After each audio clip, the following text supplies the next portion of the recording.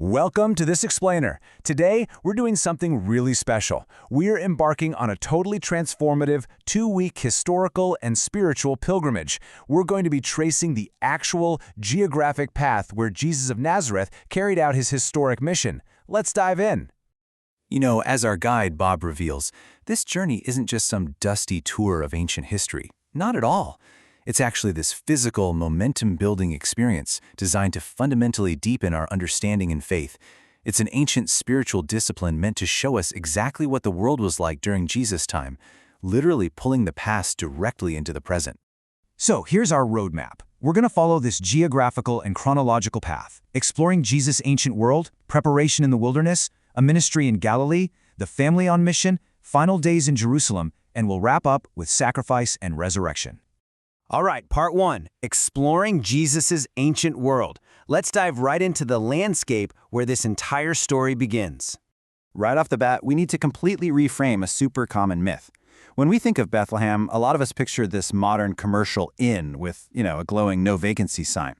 But the original translation of that word is kataluma. Jesus wasn't turned away from some roadside motel. A kataluma was actually an extended family's upper guest room.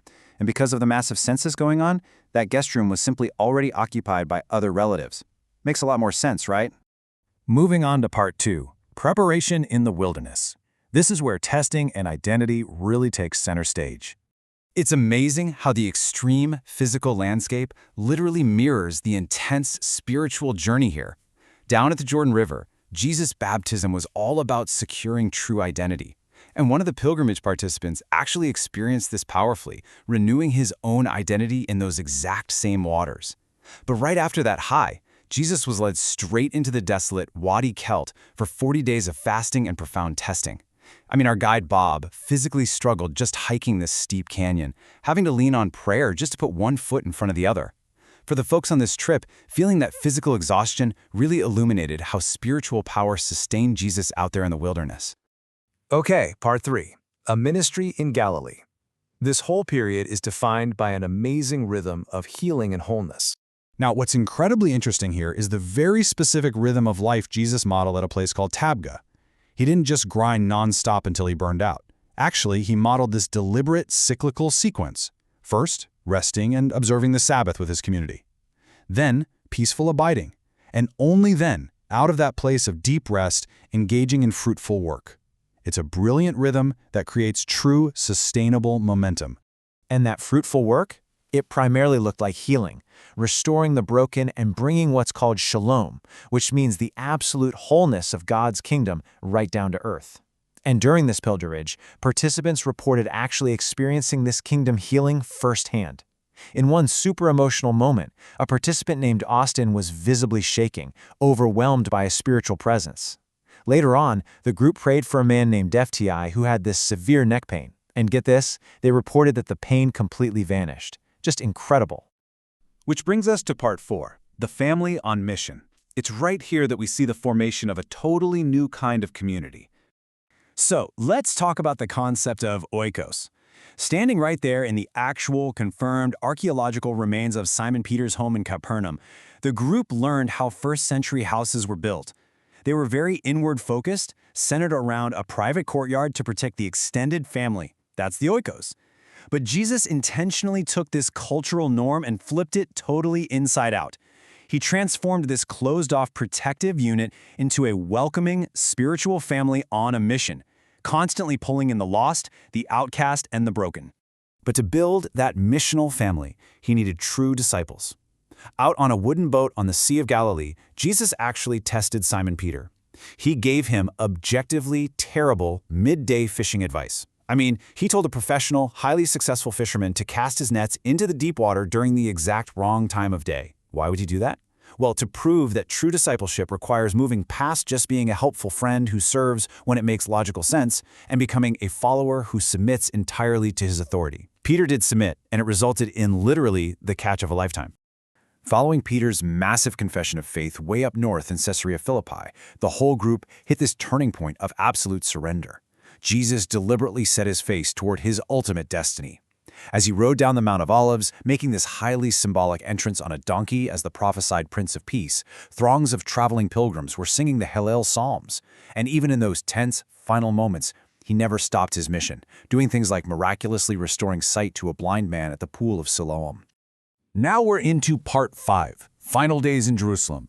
We are officially entering the ancient, heavy walls of the Holy City. To really ground this ancient history in modern emotional resonance, one of the participants actually visited a 700-year-old traditional Christian tattoo shop right there in the Old City. She chose to permanently stamp the Hebrew word ahava, which means love, on her skin. It served as this incredible permanent reminder of her true identity that she received on this journey, and it directly mirrored the unimaginable love Jesus was about to display in those very same streets. Because after inaugurating the new covenant in the upper room, redefining the Passover meal as his own body and blood, Jesus walked down into the dark Kidron Valley. And we really have to pause and ask ourselves, what unimaginable, suffocating weight was he carrying on his shoulders as he walked that dark path, fully knowing that his final moments were rapidly approaching? Well, the answer is profoundly found at his destination, Gethsemane. The literal translation of that Aramaic word means the place of the olive press. Think about that. Just as a massive stone physically crushes olives to extract their valuable oil, Jesus was being intensely squeezed by the suffocating pressure of his impending destiny. He was under such extreme emotional and physical agony that he literally sweat drops of blood, ultimately relinquishing his own will to the Father, saying, "Not my will, but yours be done." Which brings us to our final part, Section 6, Sacrifice and Resurrection, the ultimate price. Tracing the historic path known as the Via Dolorosa all the way to the Church of the Holy Sepulchre, the pilgrims had to confront a really raw, historical reality. Jesus was condemned at the Tower of David by Pilate. He was nailed to a wooden crossbeam at the rocky outcropping of Golgotha, where he suffocated over hours to pay the ultimate price for humanity's brokenness. For the pilgrims walking this path, his final breath and the tearing of the massive temple curtain signifies a final, perfect sacrifice that completely bridged the gap between God and humanity. But the narrative completely and violently defies expectations. Visiting a first-century Herodian rolling stone tomb gives us the perfect visual of the biblical account. When the women arrived on Sunday morning, they fully expected to find a heavily armed squad of Roman soldiers guarding a sealed grave. Instead, the text says they found the massive stone rolled away and the tomb standing wide open. No guards, no body. Just an empty stone slab and angels declaring that he had definitively conquered death. No way, right? So now that we've traced these historical footsteps through this explainer, the source material leaves its participants with a really profound challenge. If Jesus was a real man who fundamentally changed the course of history by inviting the broken into his family, how does that translate to us today? The pilgrimage asks a very direct, provocative question. How will you turn your own oikos, your own extended family and community, inside out, and live as a family on a mission in your own neighborhood?